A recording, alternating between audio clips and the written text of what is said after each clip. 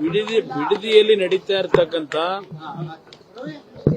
ಅಲ್ಲಿಯ ರೈತರ ಪ್ರತಿಭಟನೆ ಯಾವೊಂದು ಭೂಸ್ವಾಧೀನ ಪ್ರಕ್ರಿಯೆಗಳಿಗೆ ಚಾಲನೆ ಕೊಡ್ತಕ್ಕಂಥ ತೀರ್ಮಾನ ಸರ್ಕಾರದಲ್ಲಿ ಏನು ಮಾಡ್ಕೊಂಡು ಹೊರಟಿದ್ದಾರೆ ಅದರ ವಿರುದ್ಧ ಸುಮಾರು 475 ದಿನಗಳು ಆಗಿದೆ. ನಿರಂತರವಾಗಿ ಆ ಭಾಗದ ಹೆಣ್ಣು ಮಕ್ಕಳು, ಯುವಕರು ದೊಡ್ಡ ಮಟ್ಟದ ಹೋರಾಟ ಏನು ನಡೆಸ್ತಾ ಇದ್ದಾರೆ.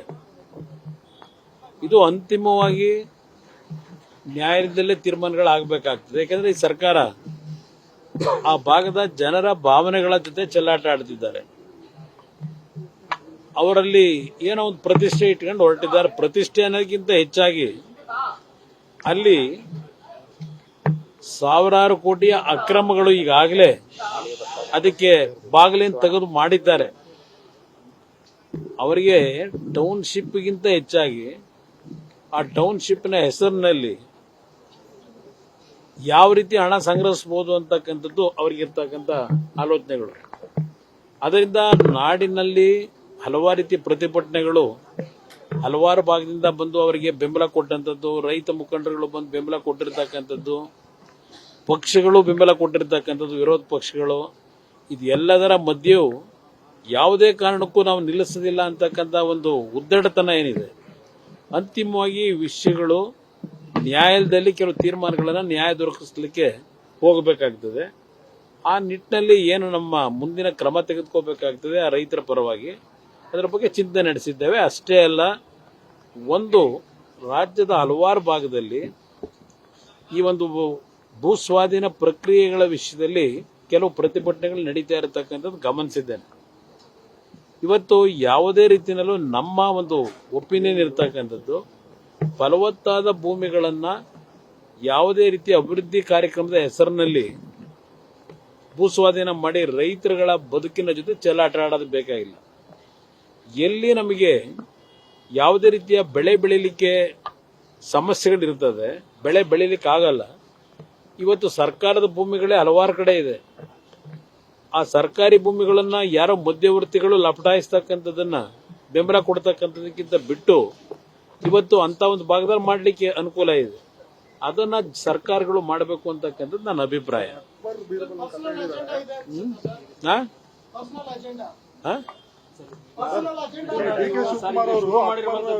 ನಿಮ್ಮ ಜೆಡಿಎಸ್ ಅಸ್ತಿತ್ವಕ್ಕೋಸ್ಕರವಾಗಿ ಶುರು ಮಾಡಿದ್ರಂತ ಯಾರು? ಕಾಂಗ್ರೆಸ್ ನಾಯಕರು ಹೇಳ್ತಿದ್ದಾರೆ. ಪ್ರಿಯಾಂಕಾ ಖರ್ಗೆ ಏನ್ ಅಸ್ತಿತ್ವ? ಅಯ್ಯೋ ರಾಮ, ಪ್ರಿಯಾಂಕಾ ಖರ್ಗೆ ಅವರೇ, ಕಾಂಗ್ರೆಸ್ ನಾಯಕರೇ 2018ರಲ್ಲಿ ಹಲವಾರು ಭಾಗ್ಯ ಯೋಜನೆ ಕೊಟ್ಟು 13ರಿಂದ 17ರವರೆಗೆ ಭಾಗ್ಯ ಯೋಜನೆ ಈ ಗ್ಯಾರಂಟಿ ಯೋಜನೆ, ಆಗ ಭಾಗ್ಯ ಯೋಜನೆ ಕೊಟ್ಟು 2018ರಲ್ಲಿ ಪ್ರಿಯಾಂಕಾ ಖರ್ಗೆ ಅವರೇ, ಎಂ.ಬಿ. ಪಾಟೀಲ್ರೇ, ಯಾರ ಮನೆ ಬಾಗಿಲಿಗೆ ಬಂದು ಕಾಲಿಡ್ಕೊಂಡು ಕೂತ್ರಿ? ಯಾರ ಮನೆ ಬಾಗಿಲಿಗೆ ಹೋಗಿ ಕಾಲಿಡ್ಕೊಂಡು ಕೂತಿದ್ರಪ್ಪ? 2018ರಲ್ಲಿ ಬಂದಿದ್ರಲ್ಲಪ್ಪ ನೀವೇ. ನಿಮ್ಮ ಅಸ್ತಿತ್ವ ಉಳಿಸ್ಕೊಳಕ್ ತಾನೆ ಜೆಡಿಎಸ್ ಮನೆ ಬಾಗಿಲಿಗೆ ಬಂದಿದ್ದು. ನಾವು ಬಂದಿದ್ದು ಅಸ್ತಿತ್ವ ಉಳಿಸ್ಕೊಳ್ಳಿಕ್ಕೆ. ನಾವು 10 ಸೀಟ್ ಗೆಲ್ಲಿ 20 ಸೀಟ್ ಗೆಲ್ಲಿ ಚುನಾವಣೆಯಲ್ಲಿ ಜನ ತಿರಸ್ಕಾರನೇ ಮಾಡಿರ್ಲಿ, ಜನಗಳ ಸಮಸ್ಯೆಗಳಿಗೆ ಹೋರಾಟ ಮಾಡ್ತಕ್ಕಂಥ ಪಕ್ಷ ಇದು. ಒಂದು ಉದಾಹರಣೆ ಕೊಡ್ತೀನಿ. 1989 ದೇವೇಗೌಡರು 2 ಕಡೆ ಚುನಾವಣೆ ನಿಂತು ಸೋತರು. ನಮ್ಮ ಪಕ್ಷ ಗೆದ್ದಿದ್ದು 2 ಸೀಟು. ಆ 89ರಲ್ಲಿ ಆದಂತ ಒಂದು ಫಲಿತಾಂಶ ಕೊನೆಗೆ ನೀರಾವರಿಯ ವಿಷಯಗಳಲ್ಲಿ ಅವತ್ತಿನ ಕಾಂಗ್ರೆಸ್ನ ಆಡಳಿತ ಏನು ನಡೀತು ನಮ್ಮ ರಾಜ್ಯದ, ಅದರಲ್ಲೂ ವಿಶೇಷವಾಗಿ ಕಾವೇರಿ ಜಲಾಶಯ ಪ್ರದೇಶದಲ್ಲಿ ಟ್ರಿಬ್ಯುನಲ್ ರಚನೆ ಆಗ್ತಕ್ಕಂಥದ್ದಕ್ಕೆ ಅವರ ಉದ್ದಟತನ ಕಾಂಗ್ರೆಸ್ ಸರ್ಕಾರ ನಡೆಸಿದ್ರಲ್ಲ ಅವತ್ತು 89ನೇ ಇಸ್ವಿ 176 ಸೀಟ್ ಗೆದ್ದು, ಅದರ ಪ್ರತಿಫಲ ಇವತ್ತು ನಾವು ಅನುಭವಿಸ್ತಾ ಇದ್ದೇವೆ. ಇವತ್ತು ಏನ್ ಡ್ಯಾಮೇಜ್ ಆಯಿತು ಆ ಕಾಂಗ್ರೆಸ್ನ ಆಡಳಿತದಲ್ಲಿ, ಆ ಸಂದರ್ಭದಲ್ಲೂ ಕೇವಲ 2 ಸೀಟ್ ಗೆದ್ದಂತ ದೇವೇಗೌಡರ ನಾಯಕತ್ವದಲ್ಲೇ ಕಾವೇರಿ ಪರವಾಗಿ ನಿರಂತರವಾಗಿ ಹೋರಾಟ ಏನ್ ಮಾಡ್ಕೊಂಡ್ ಬಂದಿದ್ದೇವೆ. 2 ಸೀಟ್ ಗೆಲ್ಲಿ 120 ಸೀಟ್ ಗೆಲ್ಲಿ ನಮ್ಮ ಪಕ್ಷ ಜನಗಳ ಮಧ್ಯದಲ್ಲಿ ಇರ್ತಕ್ಕಂಥ ಪಕ್ಷ ಇದು. ಇವ್ರಿಗೆ ಬೇಕಾದಾಗ ಯಾರು ಬೇಕಾದ್ರೂ ಕಾಲಿಡಿತೀರಿ. ಇದೆಲ್ಲೋ ಇಷ್ಟು ದಿವಸ ಡಿಎಂಕೆ ಅವ್ರ ಜೊತೆ ಸೇರಿದ್ರಿ, ಈಗ ಟಿವಿಕೆ ಪಕ್ಷ ಅಧಿಕಾರಕ್ಕೆ ಬಂತು ಅಂತ ಹೇಳಿ DMK ಅವ್ರನ್ನ ನಡ್ಡಿನ ಬಿಟ್ಟು ಅಲ್ಲೂ ಕಾಲಿಡ್ಕೊಂಡಿದ್ದೀರಿ. ನಿಮ್ ಯೋಗ್ಯತೆ ಇದು. ನನ್ನ ಪಕ್ಷದ ಬಗ್ಗೆ ಚರ್ಚೆ ಮಾಡಬೇಡಿ, ಅವಶ್ಯಕತೆ ಇಲ್ಲ, ಗೊತ್ತಿದೆ. ಡಿ ಕೆ ಶಿವಕುಮಾರ್ ಸಿಎಂ ಆದ ಕೂಡಲೇ ನೀವು ಆಕ್ಟಿವ್ ಆಗಿದ್ದಾರೆ ಅಂತ ಸರ್. ಯಾವುದು ಡಿ ಕೆ ಶಿವಕುಮಾರ್ ಅವರು ಒಂದು ನಿಮಿಷ, 470 ದಿವಸದಿಂದ ಬಿಡದಿನಲ್ಲಿ ನಡೀತಿರ್ತಕ್ಕಂಥ ಏನು ಹೋರಾಟ ರೈತರು, ನಾನು ಯಾವತ್ತು ಮೊದಲನೇ ಹೋರಾಟಕ್ಕೆ ಹೋಗಿದ್ದೀನಿ ಅಂತಕ್ಕಂಥದ್ದು ತೆಗಿರಿ. DK ಶಿವಕುಮಾರ್ ಮುಖ್ಯಮಂತ್ರಿ ಆಗಿರ್ತಕ್ಕಂಥದ್ದಕ್ಕೆ ಹೋರಾಟ ಅಲ್ಲ. DK ಶಿವಕುಮಾರ್ ಆ ಭಾಗದ ರೈತ ಕುಟುಂಬಗಳನ್ನ ಇವತ್ತು ಯಾವ ಪರಿಸ್ಥಿತಿ ತಂದೊಡ್ಲಿಕ್ಕೆ ಹೊರಟಿದ್ದಾರೆ ಬದುಕನ್ನ, ಅದರ ವಿರುದ್ಧ ನಮ್ಮ ಹೋರಾಟ ಇದೆ. DK ಶಿವಕುಮಾರ್ ವಿರುದ್ಧ ಅಲ್ಲ, ಇದು ಯಾರೋ ಒಬ್ಬ ವ್ಯಕ್ತಿ ವಿರುದ್ಧ ಅಲ್ಲ. ಇವತ್ತು ಉದಾಹರಣೆಗೆ ಇವತ್ತು ನೀವು ತೋರಿಸ್ತಾ ಇದ್ದೀರಿ 1119 ಕೋಟಿ ವೆಚ್ಚದಲ್ಲಿ ಮೇಕ್ರಿ ಸರ್ಕಲ್ ಇಂದ ಈಗ ಹೆಬ್ಬಾಳದವರಿಗೆ ಫ್ಲೈಓವರ್ನ ಏನು ಕನಸಂತೆ ಅಲ್ವೇ ಸುರಂಗ ಮಾರ್ಗ. ಅದು ನಾನು ಮುಖ್ಯಮಂತ್ರಿ ಇದ್ದಾಗ ಒಂದು ಕೊರಿಯಾ ಕಂಪನಿ 30 ಕೋಟಿ ದುಡ್ಡು ಅವರೇ ಹಾಕಿ ಟೆಕ್ನಾಲಜಿ ತಂದು ಅವತ್ತೇ ಕೆಲಸ ಮಾಡಲಿಕ್ಕೆ ಮೀನ್ ಸ್ಕ್ವೇರ್ನಿಂದ ಹೆಬ್ಬಾಳದ ಫ್ಲೈಓವರ್ಗೆ ಎಲ್ಲಾ ರೀತಿಯ ಸಿದ್ಧತೆಗಳನ್ನು ಮಾಡಿದ್ದೆ. ಟೆಂಡರ್ ಪ್ರೋಸೆಸ್ ಮುಗಿದಿತ್ತು. ನನ್ನ ಸರ್ಕಾರದ ಹೋಯ್ತು. ಈ 20 ವರ್ಷದಲ್ಲಿ ಇವತ್ತು 1100 ಕೋಟಿಗೆ ಅದು ಏರಿಕೆ ಏನಾಗಿದೆ ಆ ಫ್ಲೈಓವರ್, ಇದು ಅಂಡರ್ ಟನಲ್ ರೋಡ್. ಅವತ್ತು ಕೇವಲ 30 ಕೋಟಿ ವೆಚ್ಚದಲ್ಲಿ ಮಾಡ್ತಾ ಇದ್ದಂಥದ್ದು. ಇದಕ್ಕೆ ಯಾರು ಜವಾಬ್ದಾರರು? ನಾಡಿನ ಬೆಂಗಳೂರು ನಗರದಲ್ಲಿ ವಾಸ ಮಾಡತಕ್ಕಂಥ ಜನರ ತೆರಿಗೆ ದುಡ್ಡು ಇವತ್ತು ಯಾವ ರೀತಿ ಸರಿಯಾದ ಸಂದರ್ಭದಲ್ಲಿ ಸರಿಯಾದ ಕ್ರಮ ತೆಗೆದುಕೊಳ್ಳದೆ ಈ ಪರಿಸ್ಥಿತಿ ದೂಡಿದ್ದೀರಿ. ಇವತ್ತು ಆ ಟನಲ್ ರೋಡು ಅಲ್ಲಿ ಏನೇನಿದೆ ಹೇಳ್ತೀನಿ ಆಮೇಲೆ. ನಾನು ವ್ಯಕ್ತಿ ಬಗ್ಗೆ ಹೇಳಲ್ಲ, ಕೆಲಸ ಮಾಡೋದಕ್ಕೆ ನಮ್ಮ ಸಂಪೂರ್ಣ ಸಹಕಾರ ಇದೆ. ನಾಡಿನಲ್ಲಿ ಅಭಿವೃದ್ಧಿಯನ್ನ ಪ್ರಾಮಾಣಿಕವಾಗಿ ಗುಣಾತ್ಮಕವಾಗಿ ರೈತರ ನಾಡಿನ ಜನತೆಯ ತೆರಿಗೆ ಹಣ ಏನಿದೆ ಸರಿಯಾದ ರೀತಿ ಬಳಕೆ ಮಾಡ್ಕೊಳ್ಳೋದಕ್ಕೆ ಇವತ್ತು ಸರ್ಕಾರ ಹೊರಟ್ರೆ ಸಂಪೂರ್ಣವಾದ ಬೆಂಬಲ ಇವತ್ತು ಇದೆ. ಏನು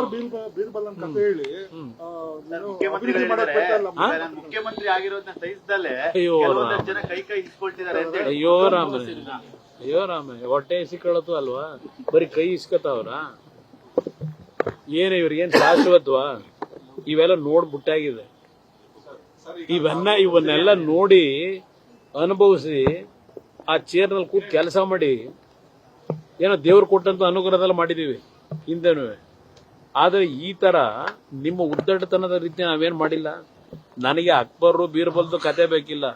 ಇವತ್ತು ರಾಜ್ಯದ ಜನತೆ ಕತೆ ಏನು ಅಂತ ಹೇಳಿ, ರಾಜ್ಯದ ಜನತೆ ಕತೆ ಹೇಳಿದ್ರೆ ಒಪ್ಕೋತೀನಪ್ಪ. ಇವತ್ತು ಬೆಳಗ್ಗೆ ಪತ್ರಿಕೆ ತೆಗೆದ್ರೆ 3 ಜನ ಆತ್ಮಹತ್ಯೆ ಮಾಡ್ಕೊಂಡವ್ರು ರೈತರು ಸಾಗರದಲ್ಲಿ, ಮತ್ತೆ ಇನ್ಯಾವುದೋ 2 ಪ್ರದೇಶದಲ್ಲಿ 3 ಜನ ರೈತರು ಆತ್ಮಹತ್ಯೆ ಮಾಡ್ಕೊಂಡವ್ರೆ. ಈ ದುರಂತ ಕತೆ ಹೇಳ್ರಪ್ಪ. ನಿಮ್ಮ ಅಕ್ಬರ್ದು ಅವನ್ಯಾರ ಬೀರ್ಬಲ್ ಕಟ್ಕೊಂಡು ನನಗಾಗಬೇಕಾಗಿರೋದೇನು? ಇವತ್ತು ಬದುಕ್ತಾ ಇರೋ ಈ ಜನರ ಕತೆ ಹೇಳಿದ್ರೆ ಕೇಳಬಹುದಪ್ಪ. ಆದ್ರೆ ಒಂದು ನಿಮಗೆ ಅಯ್ಯೋ ರಾಮನೇ, ಈಗ ಬೆಳಿಲಿಕ್ಕೆ ಜನ ಈಗ ತೀರ್ಮಾನ ಕೊಟ್ಟು ಪೇಪರ್ ಪೆನ್ನು ಕೊಟ್ಟಿಲ್ವಾ? ನಾನ್ಯಾಕೆ ಅಸೂಯೆ ಪಡ್ಲಿ? ಒಳ್ಳೆ ಕೆಲಸ ಮಾಡಿದ್ರೆ ಅಭಿನಂದಿಸ್ತೀವಿ. ನೀವೇನೇನ್ ಮಾಡ್ಕೊಂಡ್ ಬಂದಿದ್ದೀರಿ? ಹೋಗ್ಲಿ, ಹಳೇದು ಬಿಟ್ಬಿಡಿ. ಈಗ ಮುಖ್ಯಮಂತ್ರಿ ಆಗಿದ್ದೀರಲ್ಲಪ್ಪ, ಹಳೆ ನಿಮ್ ಚಾಲಿ ಎಲ್ಲ ಬಿಟ್ಟು ಪ್ರಾಮಾಣಿಕವಾಗಿ ಜನಗಳ ಕೆಲಸ ಮಾಡಿ. ನಾವು ಬೆಂಬಲ ಕೊಡ್ತೀವಿ. 28ಕ್ಕೆ ಬಹುಶಃ ನೀವೇ ಬಂದ್ಬಿಟ್ರಪ್ಪ. ಅದೇನೋ ಹೇಳ್ತಿರಲ್ಲ 28ಕ್ಕೂ ನೀವೇ ಬನ್ನಿ, ನನಗೇನು ಅಸೂಯೆ ಇಲ್ಲ. ಆದ್ರೆ ಈ ಒಂದು ವ್ಯವಸ್ಥೆ ಒಳಗೆ ನಿಮ್ಮ ಪ್ರತಿಯೊಂದು ಅಭಿವೃದ್ಧಿ ಹೆಸರಿನಲ್ಲಿ ಏನೇನು ನೀವು ಕಾನೂನು ಬಾಹಿರವಾಗಿ ಮಾಡ್ತೀರಿ ಅದನ್ನು ಮೌನಕ್ಕೆ ಶರಣಾಗಿ ನನ್ನ ಜಾತಿ ಹೆಸರಿನಲ್ಲಿ ಬೆಂಬಲ ಕೊಡಬೇಕಾ? ನಮ್ಮ ಪಕ್ಷ ದೇವೇಗೌಡರು 60-70 ವರ್ಷದ ರಾಜಕೀಯದ ಸಕ್ರಿಯವಾಗಿ ಪಾತ್ರವನ್ನು ವಹಿಸಿದ್ದಾರೆ. ಎಂದೂ ಸಹ ನಾಡಿನ ಜನತೆಯ ಆಸ್ತಿಯನ್ನ, ರಾಜ್ಯದ ಆಸ್ತಿಯನ್ನ ಲಪಟಾಯಿಸ್ತಕ್ಕಂಥ ಸಂದರ್ಭದಲ್ಲಿ ಧ್ವನಿ ಎತ್ತು ಬಂದಿರತಕ್ಕಂಥ ಪಕ್ಷ ಇದು. ವ್ಯಕ್ತಿ ಯಾರೋ ಬಂದ್ರು, ನಮ್ಮವ್ರು ಬಂದಿದ್ದಾರೆ, ಏನಾಗ್ಬಿಡ್ತದೆ? ಆಯ್ತಪ್ಪ, ಒಕ್ಕಲಿಗರ ಪರವಾಗಿ ಇವ್ರು ಮುಖ್ಯಮಂತ್ರಿ ಆಗವ್ರೆ, ಏನೆಲ್ಲ ಒಕ್ಕಲಿಗರ ಸಮಾಜ ಎಲ್ಲ ಉದ್ಧಾರ ಮಾಡಿ ಎಲ್ಲರನ್ನು ಇದರಲ್ಲಿ ಇಡ್ತೀರ ಆನಂದ ಇದರಲ್ಲಿ. ಈಗ ಸಿದ್ದರಾಮಯ್ಯನವರು ಮುಖ್ಯಮಂತ್ರಿ ಆಗಿದ್ರಪ್ಪ 8 ವರ್ಷ. ಹಾಗಿದ್ರೆ ಎಲ್ಲ ಕುರುಬ ಸಮಾಜದವರೆಲ್ಲ ನೆಮ್ಮದಿಯಿಂದ ಅತ್ಯಂತ ಅದ್ಭುತವಾದ ಜೀವನ ಮಾಡ್ತಾ ಇದ್ದಾರಾ? ಹಿಂದುಳಿದವರೆಲ್ಲ ಅದ್ಭುತವಾದ ಜೀವನ ನಡೆಸ್ತಾವ್ರ? ಯಾಕೆ ಆತ್ಮಹತ್ಯೆ ಪ್ರಕರಣಗಳು ನಡೀತಾ ಇದೆ? ನಾನು ಅದನ್ನ ಹೇಳ್ತೀವಿ. ಇವತ್ತು ಬರಗಾಲ, ಇಲ್ಲಿ ದೊಡ್ಡದಾಗಿ ಬೋರ್ಡ್ಗಳು ಹಾಕ್ಸ್ಕೊಂಡು ಇಲ್ಲಿ ಮೆರೀತಾ ಇದ್ದೀರಿ ಬೆಂಗಳೂರೊಳಗೆ. ಈಗ ಇಲ್ಲಿ ಬೆಂಗಳೂರನ್ನ ಯಾಕೆ ಉಪಯೋಗ ಮಾಡ್ತಾ ಇದ್ದೀರಿ? ಇವತ್ತು ಬೆಂಗಳೂರು ಇಂಥ ಪರಿಸ್ಥಿತಿಗೆ ಬರ್ಲಿಕ್ಕೆ ಯಾರು ಕಾರಣ? ಇವತ್ತು ನಿಮ್ಮ ಆಡಳಿತಗಳು ಅದರ ಬಗ್ಗೆ ಟೀಕೆ ಮಾಡಬಾರ್ದಾ? ನಾವು ಸಿದ್ದರಾಮಯ್ಯನವರಿದ್ದಾಗಲೂ ಟೀಕೆ ಮಾಡಿದ್ದೀವಿ, ಇನ್ನೊಬ್ಬರಿದ್ದಾಗಲೂ ಟೀಕೆ ಮಾಡಿದ್ದೇವೆ. ನಾನು ಬೇರೆಯವ್ರ ತರ ನಮ್ಮ ಪಕ್ಷ ಎಂದೂ ರಾಜಿಗೆ ಒಳಗಾಗಿಲ್ಲ. ರಾಜ್ಯದ ಸಮಸ್ಯೆಗಳು ಬಂದಾಗ, ನಾಡಿನ ಖಜಾನೆ ಲೂಟಿ ಆಗ್ತಕ್ಕಂಥ ಕೆಲಸ ಆದಾಗ ನಾವು ಯಾವುದೋ ಒಂದು ಜಾತಿಯ ವ್ಯಾಮೋಹದಲ್ಲಿ ರಾಜಕೀಯ ಮಾಡಿಲ್ಲ. ಜನತೆಯ ರಕ್ಷಣೆಗೋಸ್ಕರವಾಗಿ ವಿರೋಧ ಪಕ್ಷದಲ್ಲಿ ಕೆಲಸ ಮಾಡ್ತಾ ಇದ್ದೇವೆ. ಇದ್ರ ಜೊತೆಗೆ ಇನ್ನೊಂದು ನಾನು 2 ದಿವಸದಿಂದ ಗಮನಿಸಿದ್ದೇನೆ. ನಿನ್ನೆ ಚಿಕ್ಕಬಳ್ಳಾಪುರದಲ್ಲಿ ನಡೆದಿರತಕ್ಕಂಥ ಘಟನೆ ಏನಿದೆ, ನಾನು ರಾಜ್ಯದ ನನ್ನ ಕಾರ್ಯಕರ್ತರಿಗೆ ಹೇಳಲಿಕ್ಕೆ ಬಯಸ್ತೇನೆ, ಪ್ರಚೋದನಾಕಾರಿ ಹೇಳಿಕೆಗಳಿಗೆ ಉದ್ರೇಕಕ್ಕೆ ಒಳಗಾಗಬೇಡಿ. ಇದು ಒಂದು ಗುಂಪೇ ಇದೆ, ಉದ್ರೇಕಕ್ಕೆ ಒಳಪಡಿಸಿ ಅವರ ರಾಜಕೀಯ ಬೇಳೆ ಬೇಯಿಸ್ಕೋಬೇಕು ಅಂತ ಹೇಳಿ. ನನ್ನ ಬಗ್ಗೆ ಟೀಕೆ ಇವತ್ತು ಹೊಸದಾಗಿ ಬಂದಿಲ್ಲ. ನಮ್ಮ ಕುಟುಂಬದ ಬಗ್ಗೆ, ದೇವೇಗೌಡರ ಬಗ್ಗೆ ಇದೇನು ಹೊಸದಾಗಿ ಟೀಕೆ ಮಾಡ್ತಕ್ಕಂಥದ್ದಲ್ಲ. ಇದು ನಡೀತಾ ಇದೆ, 50-60 ವರ್ಷಗಳಿಂದ ನಡೀತಾ ಇದೆ. ಅದರಿಂದ ನನ್ನ ಕಾರ್ಯಕರ್ತರಿಗೆ ನಮ್ಮ ನಾಡಿನ ಸಂಸ್ಕೃತಿ ಒಂದೊಂದು ಬಾರಿ ಈ ತರ ಪ್ರಚೋದನಕಾರಿ ಘಟನೆಗಳಿಂದ ನೀವೇನು ಉದ್ರೇಕಕ್ಕೆ ಒಳಗಾಗ್ತೀರಿ, ಅದು ನಮ್ಮ ಸಂಸ್ಕೃತಿ ಅಲ್ಲ. ಚಪ್ಪಲಿ ತೂರ್ತಕ್ಕಂಥದ್ದು, ಯಾವುದೇ ರೀತಿಯಲ್ಲಿ ಧಿಕ್ಕಾರಕ್ಕೆ ಹೋಗೋದು ಬೇಕಿಲ್ಲ. ಜನ ತೀರ್ಮಾನ ಮಾಡ್ತಾರೆ. ದಯವಿಟ್ಟು ಯಾವುದೇ ಕಾರಣಕ್ಕೂ ಇಂಥ ಪ್ರಚೋದನಕಾರಿ ವಿಷಯಗಳು ಬಂದಾಗ ನೀವು ಉದ್ರೇಕದಲ್ಲಿ ಯಾವುದೇ ರೀತಿಯಲ್ಲಿ ಸಮಾಜದಲ್ಲಿ ಒಂದು ಅಶಾಂತಿಯ ವಾತಾವರಣಕ್ಕೆ ಅವಕಾಶ ಕೊಡಬೇಡಿ. ಅದು ಏನೋ ನಿನ್ನೆ ನಡೆದಂತ ಘಟನೆ ಏನಿದೆ, ನನ್ನ ಕಾರ್ಯಕರ್ತರಿಗೆ ಮತ್ತೊಮ್ಮೆ ಮನವಿ ಮಾಡೋದು ನಮ್ಮ ಮಾಧ್ಯಮದ ಮುಖಾಂತರ, ಇಂಥ ಒಂದು ಸಂದರ್ಭಗಳಲ್ಲಿ ನೀವು ಸ್ವಲ್ಪ ಮಾನಸಿಕವಾಗಿ ಒಂದು ಒಳ್ಳೆಯ ರೀತಿಯಲ್ಲಿ, ಶಾಂತ ರೀತಿಯಲ್ಲಿ, ಸಮಚಿತ್ತ ಭಾವದಿಂದ ಇವತ್ತು ತಾವು ಇಂಥ ವಿಷಯಗಳ ಸಂದರ್ಭದಲ್ಲಿ ನಿಮ್ಮ ನಡವಳಿಕೆ ಇರಬೇಕು ಅಂತಕ್ಕಂಥದನ್ನ ನನ್ನ ಎಲ್ಲಾ ಕಾರ್ಯಕರ್ತರಿಗೆ ಮನವಿ ಮಾಡ್ತೀನಿ.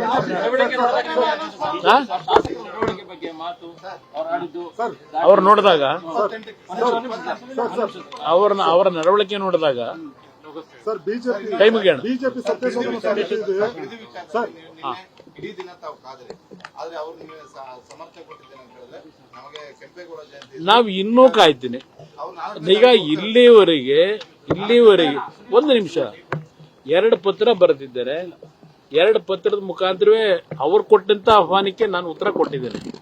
ನಾನು ಪತ್ರ ಬರೆದಕ್ಕೆ ಅವರಿಂದ ಉತ್ತರ ಇಲ್ಲಿವರೆಗೆ ಏನು ಬಂದಿಲ್ಲ. ಬಂದು ಅವರೇನಾದರೂ ಜನಗಳ ಮಧ್ಯಕ್ಕೆ ಬಂದು ರೈತರ ಜೊತೆಲಿ ಕೂತು ಚರ್ಚೆ ಮಾಡೋದಾದ್ರೆ ನಂದೇನು ಅಬ್ಜೆಕ್ಷನ್ ಇಲ್ಲ, ನಾನು ಬರ್ಲಿಕ್ಕೆ ತಯಾರಾಗಿದ್ದೀನಿ ರೈತರ ಜೊತೆ. ಆದ್ರೆ ನೆನ್ನೆ ದಿನ ಯಾವ ರೀತಿ ಘಟನೆ ನಡೆದಿದೆಯಲ್ಲ, ಘಟನೆ ನಮ್ಗೆ ರೆಡ್ ಅದಂತೂ ಕೆಂಪು ಔಟ. ಆ ರೆಡ್ ಝೋನ್ ಅಂದ್ರೆ ಪಕ್ಕಪ್ಪ ಅಲ್ಲಿ ಬಂದಂತರಿಗೆ ಅವ್ರಿಗೆ ನಾನು ಇರಲ್ಲ. ಅದಕ್ಕೆಂದ್ರೆ ಕೆಲವು ಟೈಲ್ ಹೇಳ್ತಾ ಇದ್ರು, ಎಲ್ಲ ಬಂದ್ರು, ನಾವು ಕೂಲಿ ಕೆಲಸ ಮಾಡೋರು, ನಮ್ಗೆ ಯಾವ್ದು ಭೂಮಿ ಇಲ್ಲ, ದುಡ್ಡು ಕೊಡ್ತೀವಿ ಅಂದ್ರು ಬಂದಿದೀವಿ, ಊಟ ಹಾಕ್ತಿವಿ ಅಂದ್ರು ಬಂದಿದೀವಿ ಅಂತ ಪಾಪ ಹೆಣ್ಮಕ್ಳು ಹೇಳ್ತಾ ಇದ್ರು. ಆ ಕೂಲಿ ಕೆಲಸ ಮಾಡೋರ್ನೆಲ್ಲ ಕರ್ಕೊಂಬಂದಲ್ಲಿ ಧಿಕ್ಕಾರ ಕೂಗ್ಸದ. ಅದಕ್ಕೆ ಪಾಪ ಬಂದವ್ರಿಗೆ ಬಹಳ ಜನಕ್ಕೆ ವಿಷಯವೇ ಗೊತ್ತಿಲ್ಲ. ಬಂದ್ ನನ್ ಸ್ವಂತ ನನಗೆ ಆಹ್ವಾನ ಕೊಟ್ರೆ, ಅಲ್ಲಿ ರೈತರ ಸಮ್ಮುಖದಲ್ಲಿ ಆಹ್ವಾನ ಕೊಟ್ರೆ, ಯಾರು ನಿಜವಾದ ರೈತರು ಖಾತೆ ಹೋಲ್ಡರ್ಸ್ ಇದ್ದಾರೆ ಅಲ್ಲಿ ಕೂತ್ಕೊಂಡು ಚರ್ಚೆ ಮಾಡೋದಕ್ಕೆ ಈಗಲೂ ಕರೆದ್ರೆ ಅವ್ರು ಯಾವಾಗ ಕರೆದ್ರು ಅಲ್ಲಿಗೆ ಬರ್ಲಿಕ್ಕೆ ತಯಾರಿದೆ.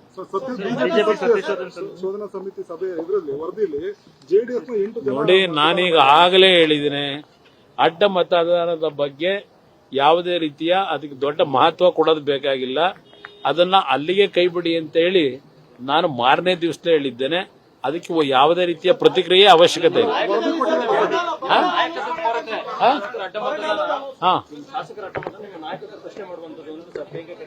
ಯಾರು ಹೇಳೋದು? ಅಯ್ಯೋ, ಅವ್ರ ಪಕ್ಷದಲ್ಲಿ ಏನೇನಾಗಿದೆ, ಅವ್ರ ಪಕ್ಷದಲ್ಲಿ ಏನೇನಾಗಿದೆ, ಯಾವ ಸಂದರ್ಭದಲ್ಲಿ ಏನೇನು ಚರ್ಚೆ ಕೊಟ್ಟವ್ರೆ, ಎಷ್ಟು ಜನ, ಎಷ್ಟು ವ್ಯಕ್ತಿಗಳು, ಬೇರೆ ರಾಜ್ಯದ ಬೇಡ, ಕರ್ನಾಟಕದೊಳಗೆ ಸಿದ್ದರಾಮಯ್ಯ ಮುಖ್ಯಮಂತ್ರಿ ಇದ್ದಾಗ ನಾಟಕ ನಡೀತಲ್ಲ 3 ವರ್ಷದಿಂದ, ಆಗ ಯಾರ್ಯಾರು ಏನೇನು ಹೇಳಿಕೆಗಳು ಕೊಟ್ಟರು, ಅವರಲ್ಲಿ ಎಷ್ಟು ವಿಶ್ವಾಸ ಇತ್ತು. ಈಗ ಕೇಳ್ತೀನಿ 10 ಜನ 12 ಜನ ಮಂತ್ರಿಗಳಿದಿರಲ್ಲಪ್ಪ, ನಿಮ್ಮಲ್ಲಿ ಏನಾದರೂ ವಿಶ್ವಾಸ ಇದೆಯಾ? ನಿಮ್ಮ 13 ಜನದಲ್ಲಿ ಕ್ಯಾಬಿನೆಟ್ನಲ್ಲಿ ನಿಮಗೆ ವಿಶ್ವಾಸ ಇಲ್ಲ, ಒಬ್ರಿಗೊಬ್ಬರಿಗೆ ವಿಶ್ವಾಸ ಕೊರತೆ ಇದೆ. ನಿಮ್ಗೆ ಯಾವ ನೈತಿಕತೆ ಇದೆ? ಪ್ರಿಯಾಂಕಾ ಖರ್ಗೆ ಸ್ವಲ್ಪ ಮಾತು ಕಡಿಮೆ ಮಾಡಿ ಕೆಲಸ ಮಾಡಲಿ. ಹೋಮ್ ಮಿನಿಸ್ಟರ್ ಏನಿದ್ದಾರೆ ಕೆಲಸ ಸರಿಯಾಗಿ ಮಾಡಲಿ. 2 ಖಾತೆ ಇಟ್ಕೊಂಡು ಬರೀ ಹೇಳಿಕೆ ಕೊಟ್ಟರಾಗಲ್ಲ, ವೀರಾವೇಶದ ಮಾತು. ಅದರಿಂದ ಮೊದಲು ಹೋಮ್ ಮಿನಿಸ್ಟ್ರಿನಲ್ಲಿ ಏನೇನು ಸಮಸ್ಯೆಗಳಿದೆ, ಅದಕ್ಕೆ ಏನು ಮಾಡಬೇಕು ಅನ್ನೋದು ಅದರ ಬಗ್ಗೆ ಗಮನ ಕೊಡಲಿ.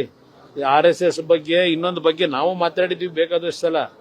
ಆದರೆ ಅದು ಬಿಟ್ಟು ಇವತ್ತಿಲ್ಲೇನಿದೆ ಪರಿಸ್ಥಿತಿ, ಅದನ್ನು ಸರಿಪಡಿಸೋದಕ್ಕೆ ನಿಮ್ಮ ಹೋರಾಟ ಮಾಡಪ್ಪ. ಸರ್, ನಿಮ್ಮ ಕಾರ್ಯಕರ್ತರು ಬಂಧನ ಮಾಡಿದ್ದಾರೆ ಅಲ್ಲಿ ಚಪ್ಪೆಸ್ತರು ಒಂದು ಕಾರಣಕ್ಕೋಸ್ಕರ ನಿಮ್ಮ ಕಾರ್ಯಕರ್ತರು ಜೆಡಿಎಸ್ ಮತ್ತೆ ಅನ್ಸಿದ್ರೆ ಕಾನೂನು ವ್ಯಾಪ್ತಿ ಒಳಗೆ ಅಲ್ಲಿ ಏನ್ ರಿಲೀಫ್ ತಗೋಬೇಕೋ ತಗೋತಾರೆ.